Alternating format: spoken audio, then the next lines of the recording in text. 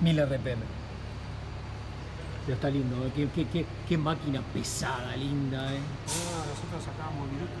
Llegamos a sacar 11 toneladas de viruta por semana. ¿Cuántos empleados trabajaban acá? Llegamos a 20. 20, claro.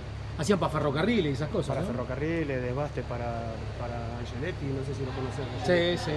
No, muy lindo torno este, ¿eh? El tos es lindo, qué tornazo, estos tornos tos. Que otra que chino ni chino. Andá de una pasada así con un chino, o sea, como queda, culo para arriba queda.